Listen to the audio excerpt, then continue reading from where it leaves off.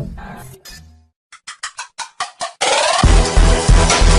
भी हम क्लास में गए हमने आपसे डिस्कशन किया है 2 मार्च आपका ये पहला पेपर IT 402 जो आपके लिए बिल्कुल नया है। आपको मतलब ऐसा लग रहा है कि ये जो सब्जेक्ट है ये एकेडमिक ना होकर के ये वोकेशनल सब्जेक्ट है।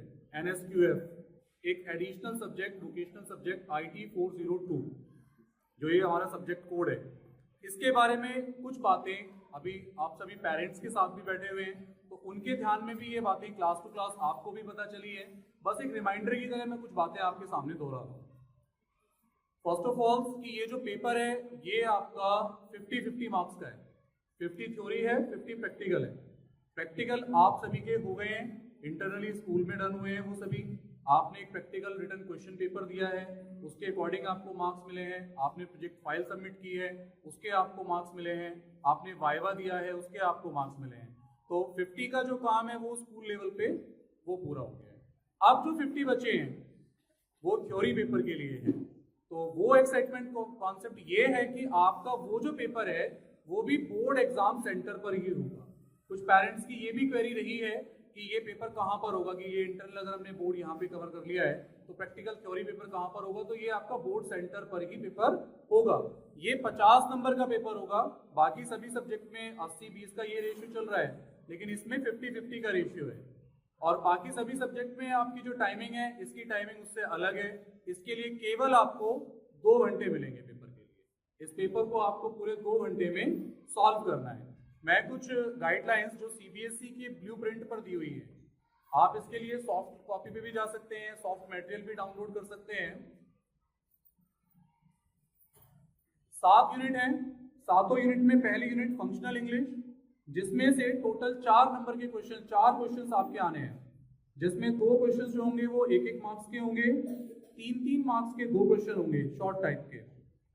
वेब एप्लीकेशन बेसिक्स, जिसमें फिल्टर कीज, साउंड एंट्री, बहुत ज्यादा कंफ्यूजन आती है टॉगल की क्या है। तो ऐसे जो क्वेश्चन है, यानी ये वाली जो यूनिट है आपकी यूनिट सेकंड, इसमें से टोटल 5 क्वेश्चन आपके आने हैं, जिसमें 2 क्वेश्चन 1-1 मार्क्स के होंगे, 2 मार्क्स का 1 क्वेश्चन होगा और 5 मार्क्स के 2 क्वेश्चन आएंगे। यानी ये भी एक इंपॉर्टेंट यूनिट है। अगर आपको मार्क्स को लेकर के भी थोड़ा सोच रहे हैं कि ज्यादा नंबर वाले क्वेश्चन कौन से, तो इसमें से भी 2 क्वेश्चन ऐसे जो 5-5 नंबर के आपके आने वाले हैं। वर्ड प्रोसेसिंग यूनिट 3, इसमें से लॉन्ग टाइप में कोई क्वेश्चन नहीं है, लेकिन शॉर्ट में, वेरी शॉर्ट में 2-2 क्वेश्चन आएंगे। और बहुत ज्यादा जो एक ऑप्टिकल मार्क्स वाले क्वेश्चन है, जिसमें से आप मल्टीपल चॉइस कह सकते हो, फिलिप्स में लेके जा सकते हो उन्हें, तो वो आपके ऐसे 3 क्वेश्चन आएंगे।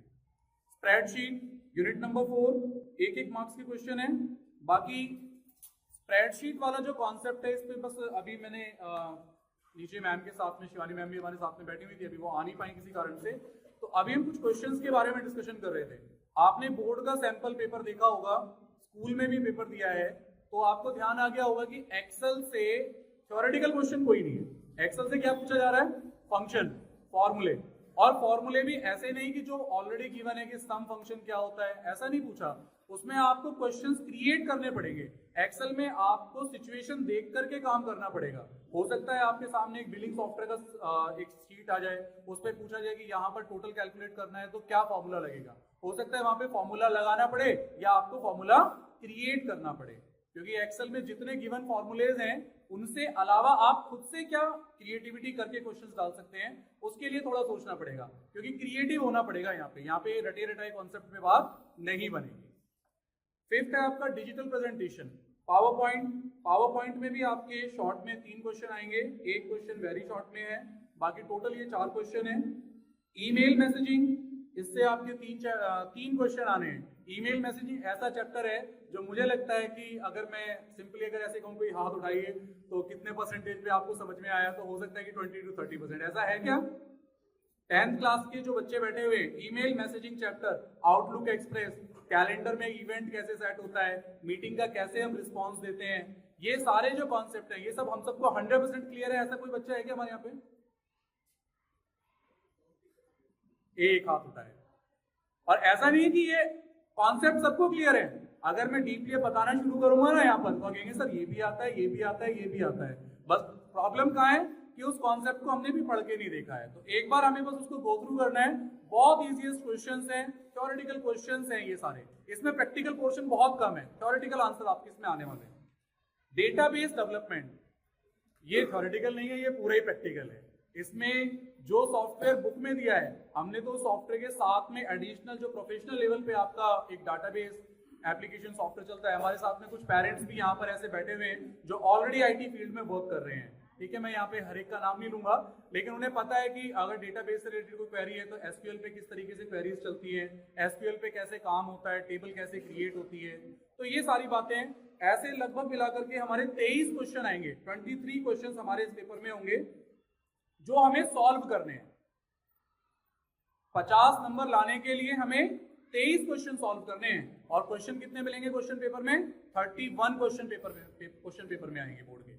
उस 31 में हमारे पास ऑप्शन होंगे कि हम इस क्वेश्चन को ऑप्ट कर सकते हैं या किसी इस क्वेश्चन को ऑप्ट कर सकते हैं। उसके बाद में अगर मैंने आज ही देखा है सीबीएसई की एकेडमिक वेबसाइट पर अभी तक केवल बोर्ड का सैंपल क्वेश्चन पेपर अपलोड था, लेकिन आज मैंने वेबसाइट चेक की है cbseacademic.in, उस पर बोर्ड के सैंपल क्वेश्चन पेपर के क्वेश्चंस भी अवेलेबल हैं और उसकी मार्किंग स्कीम भी अवेलेबल है, उसके आंसर्स भी अवेलेबल हैं।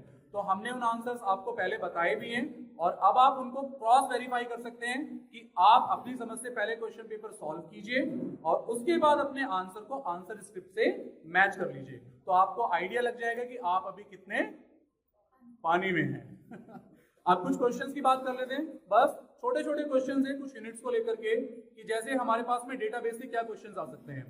डेटाबेस से हमारे पास में 2 क्वेश्चन ऐसे हैं जो प्रीफिक्स हैं, जो हमेशा ऑलरेडी अब तक आते रहे हैं, 2 साल से हम जिसको ऑब्जर्व कर रहे हैं। एक, टेबल को क्रिएट कैसे करना है, क्रिएट टेबल कमांड, ये हमारे लिए बहुत इंपॉर्टेंट है। डेटा कैसे इंसर्ट करना है टेबल के अंदर, ये भी हमारे लिए इंपॉर्टेंट है कि उसमें हमें सिंपली पता है इंसर्ट इनटू सिंटैक्स, टेबल का नाम, देन वैल्यूज, ब्रैकेट लगाना है और जो जो वैल्यूज है वो हमें उस पर इनपुट कर देनी है। एक और सिंपल क्वेश्चन हो सकता है, हमने कुछ क्लास में, अगर ऐसा लगता नहीं है कोई क्लास बची नहीं है, डेटा टाइप होते हैं 2, कैर और वेर कैर। सबको डिफरेंस पता है? दोनों का काम स्ट्रिंग वैल्यू होल्ड करना है, लेकिन कैर और वेर कैर में बेसिकली डिफरेंस इतना है कि वेर कैर जिस वैल्यू के लिए असाइन होता है वो उतनी वैल्यू को यूज होने पर जो फ्री होती है उसको फ्री कर देता है मेमोरी के लिए। ऐसे ही एक्सेल के अंदर फॉर्मूलेज हो गए। पावर पॉइंट से क्या क्वेश्चन हो सकते हैं? Digital presentation. एक सबसे इंपॉर्टेंट क्वेश्चन जो मैं आपसे अक्सर डिस्कशन करता हूं, स्लाइड, ट्रांजिशन और एनिमेशन में क्या डिफरेंस है। एनिमेशन के कितने type? Entrance, emphasis, exit, motion path. इस तरीके से। और डिजिटल प्रेजेंटेशन, एक अच्छी पावर पॉइंट प्रेजेंटेशन बनाने के लिए हमें किन किन टॉपिक्स पे ध्यान देना है, किन किन पॉइंट्स पर, यानी कि हमें गाइडलाइंस लिखनी होगी। हम एक पीपीटी क्रिएट कर रहे हैं, एक पीपीटी को बनाते वक्त हमें किन किन टॉपिक पे ध्यान देना है कि हमें कैसे फॉन्ट यूज करने हैं, ज्यादा इमेजेस एक ही स्लाइड पे नहीं लगानी, बस करना है क्या है, एक सिस्टमिक वे में उसको आंसर में प्रोवाइड करा देना है। और सबसे ज्यादा इश्यूएबल क्या होता है? कीज। डाटाबेस में क्या होती है? कीज, प्राइमरी की, फॉरेन की। फॉरेन माने क्या? बहुत मजाक में कहता था मैं क्लास में आपके साथ में, फॉरेन की माने विदेशी की, यही कहते थे ना, क्लियर है ना? प्राइमरी की, फॉरेन की, अल्टरनेट की, कैंडिडेट की, ये सारी कीज के बीच में हमें डिफरेंस पता होना चाहिए। और सबसे ज्यादा इंपॉर्टेंट क्या हो सकता है? डीडीएल और डीएमएल कमांड्स में डिफरेंस। अब आपको लग रहा होगा कि सर पहले बोले, हमसे पहले हमें आंसर पता है कि सर क्या बोलने वाले हैं। और ऐसे ही हमारे साथ में जो एक और कीज है, ये तो हो गई डाटाबेस वाली कीज, एक है वेब एप्लीकेशन वाला जो हमारा चैप्टर है। वेब एप्लीकेशंस के अंदर क्या आती है? Filter keys, sticky keys, toggle keys. हो सकता है कि मैं कुछ नहीं बता रहा, आप मुझसे ज्यादा बता रहे हैं। तो ये कुछ एक ऐसे पॉइंट्स हैं जहां पर आप इन सारे टॉपिक को अगर क्लियर करके चलते हैं तो आपके सारे डाउट्स क्लियर होते चले जाएंगे। और बाकी जितने भी ये टॉपिक हैं, इसमें 2 टॉपिक अगर हम छोड़ दें, वेब एप्लीकेशन और वर्ड प्रोसेसिंग, इसके अलावा इन सभी टॉपिक की यहाँ पर मैं नाम नहीं ले रहा, फिर भी अभी हमारे यहाँ पे ऐसे बच्चे भी अवेलेबल हैं जिन्होंने हमारे साथ में, हमने एक इसी के इस कॉन्सेप्ट को लेकर के, ये IT 402 एक नया सब्जेक्ट है, इसका कहीं भी बच्चों के हेल्प के लिए इंटरनेट पर कहीं कंटेंट अवेलेबल नहीं था अब तक। तो हमने यहाँ पे स्टूडेंट्स की हेल्प से टीचर्स की हेल्प से, हमारे प्रिंसिपल सर ने हमें सपोर्ट किया। तो यहाँ से हमने एक यूट्यूब चैनल क्रिएट किया CBSE इन्फोटेक नाम से, जिसपे हमने इस सभी यूनिट के लिए एक वीडियो ट्यूटोरियल्स डाला है, जिसमें आपको अगर लगता है कि किसी टॉपिक पे डाउट है, हम फिजिकली अवेलेबल नहीं है, तो आप वहां जाकर हेल्प ले सकते हैं।